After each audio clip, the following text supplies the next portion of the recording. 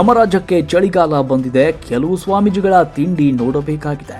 ನಮ್ಮ ದೇಶ ಭಗವದ್ಗೀತೆ, ಖುರಾನ್, ಬೈಬಲ್ ಆಧಾರದ ಮೇಲೆ ನಡೀತಾ ಇದೆ. ವಿಶೇಷವಾಗಿ ಪ್ರತಿ ವರ್ಷ 12 ತಿಂಗಳು ಕೂಡ ಹಲವಾರು ದೇವರುಗಳ ಪೂಜೆ ಪುನಸ್ಕಾರ ನಮ್ಮ ದೇಶದಲ್ಲಿ ನಡೀತಾ ಇರುತ್ತೆ. ನಮ್ಮ ಹಿಂದೂ ಧರ್ಮದಲ್ಲಿ ದೇವರು ಅಂದರೆ ಬಡವರು ಕೂಡ ದೇವರನ್ನ ಆಚರಣೆ ಮಾಡ್ತಾರೆ. ಆದರೆ ಇತ್ತೀಚಿನ ಕೆಲವು ದಿನಗಳಲ್ಲಿ ಕಾವಿ ಧರಿಸಿದ ಸ್ವಾಮೀಜಿಗಳ ತಿಂಡಿಯನ್ನ ದಿನನಿತ್ಯ ಮಾಧ್ಯಮಗಳಲ್ಲಿ ನೋಡಲು ಸಿಗ್ತಾ ಇವೆ. ಸಾಕಷ್ಟು ಪ್ರಕರಣಗಳು ಕೂಡ ಪೊಲೀಸ್ ಠಾಣೆಯಲ್ಲಿ ದಾಖಲಾಗಿವೆ. ಹಿಂದೆ ತಿರುಗಿ ನೋಡಿದರೆ ಕೊಲೆಗಳು, ಸುಲಿಗೆಗಳು, ಕಳ್ಳತನಗಳು, ಹತ್ಯೆಗಳು ನಾವು ನೋಡ್ತಾ ಇದ್ವಿ. ಆದರೆ ಈಗ ಸ್ವಾಮೀಜಿಗಳ ಕೆಟ್ಟ ಕೆಲಸಗಳು ನೋಡುವಂತಾಗಿದೆ. ಹಿಂದೂ ಧರ್ಮದಲ್ಲಿ ಕಾವಿ ಧರಿಸಿದ ಸ್ವಾಮೀಜಿಗಳನ್ನ ಎರಡನೇ ದೇವರು ಅಂತ ಹಾಗೂ ತಂದೆ ತಾಯಿ ಗುರುವಿನ ರೂಪದಲ್ಲಿ ಅವರ ಪಾದಪೂಜೆಯನ್ನ ಮಾಡ್ತಾರೆ.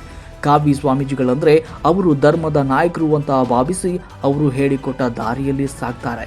ಆದರೆ ಇತ್ತೀಚಿನ ಸಂದರ್ಭದಲ್ಲಿ ಸಾರ್ವಜನಿಕರು ಯಾರನ್ನ ನಂಬಬೇಕು, ಯಾರನ್ನ ನಂಬಬಾರದು ಅಂತ ತಿಳಿಯದಂತಾಗಿದೆ. ಯಾಕಂದ್ರೆ ದಿನ ಬೆಳಗಾದರೆ ಸಾಕು ಸ್ವಾಮೀಜಿಗಳ ಅನೈತಿಕ ಪ್ರಕರಣಗಳು ಮತ್ತು ಮೋಸ ವಂಚನೆಯ ಪ್ರಕರಣಗಳು ಹೆಚ್ಚುತ್ತಾ ಇವೆ. ಇದರಿಂದಾಗಿ ಪ್ರಾಮಾಣಿಕ ಮತ್ತು ನಿಷ್ಠಾವಂತ ಸ್ವಾಮೀಜಿಗಳಿಗೆ ಕಳಂಕ ಅಂಟ್ತಾ ಇದೆ. ನಮ್ಮ ಜಗತ್ನಲ್ಲಿ ಸಿದ್ದೇಶ್ವರ ಸ್ವಾಮೀಜಿಗಳು, ಮರುಳಶಂಕರ ಸ್ವಾಮೀಜಿಗಳು, ಶಿವಯೋಗಿ ಮುರುಘೇಂದ್ರ ಸ್ವಾಮೀಜಿಗಳು ಇಂತಹ ಮಹನೀಯರು ಹುಟ್ಟಿದ ಮಣ್ಣಲ್ಲಿ ಈಗ ಕಳಂಕ ಅಂಟುತ್ತಾ ಇದೆ ಕೆಟ್ಟ ಸ್ವಾಮೀಜಿಗಳಿಂದ. ನಮ್ಮ ದೇಶದಲ್ಲಿ ಮೊದಲ ಬಾರಿ ಇಂತಹ ಕಳಂಕ ಹಚ್ಚಿದ ಸ್ವಾಮೀಜಿ ಅಂದರೆ ಅದು ನಿತ್ಯಾನಂದ ಸ್ವಾಮೀಜಿ. ಅಲ್ಲಿಂದ ಇಲ್ಲಿಯ ತನಕ ಕರ್ನಾಟಕ ರಾಜ್ಯದಲ್ಲಿ ಮತ್ತು ಕೇಂದ್ರದಲ್ಲಿ ಹಲವಾರು ಪ್ರಕರಣಗಳು ದಾಖಲಾಗಿದ್ದು ನ್ಯಾಯಾಲಯದ ಮೊರೆ ಹೋದ ಸ್ವಾಮೀಜಿಗಳ ಸಂಖ್ಯೆ ಕೂಡ ಹೆಚ್ಚಾಗ್ತಾ ಇದೆ.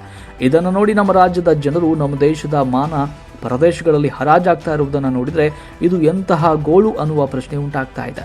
ಸದ್ಯ ಚಳಿಗಾಲದ ಅಧಿವೇಶನ ನಡೀತಾ ಇದ್ದು ಇಂತಹ ನಕಲಿ ಮತ್ತು ಡೋಂಗಿ ಸ್ವಾಮೀಜಿಗಳ ಪ್ರಕರಣಗಳಿಗೆ ಸರ್ಕಾರ ವಿಶೇಷ ಕಾನೂನು ಜಾರಿ ಮಾಡಿ ದೇವರ ಹೆಸರಿನಲ್ಲಿ ಸಾರ್ವಜನಿಕರ ಕಣ್ಣಿಗೆ ಬೂದಿ ಏರಿಸ್ತಾ ಇರುವ ನಕಲಿ ಸ್ವಾಮೀಜಿಗಳಿಗೆ ಕಡಿವಾಣ ಹಾಕಲು ವಿಶೇಷ ಕಾನೂನು ಜಾರಿಗೊಳಿಸಬೇಕು ಅನ್ನುವುದು ಪ್ರಜ್ಞಾವಂತರ ಬೇಡಿಕೆಯಾಗಿದೆ.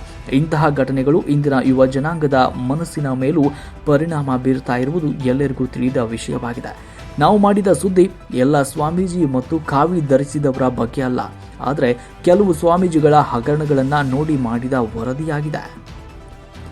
ವರದಿ ಮಹೇಂದ್ರ ಎನ್ ರಾಜಂಗಳೆ, 18 ನ್ಯೂಸ್ ಕನ್ನಡ ಸಂಪಾದಕರು. ಖಡ್ಗಕ್ಕಿಂತ ಲೇಖನಿ ಹರಿತ.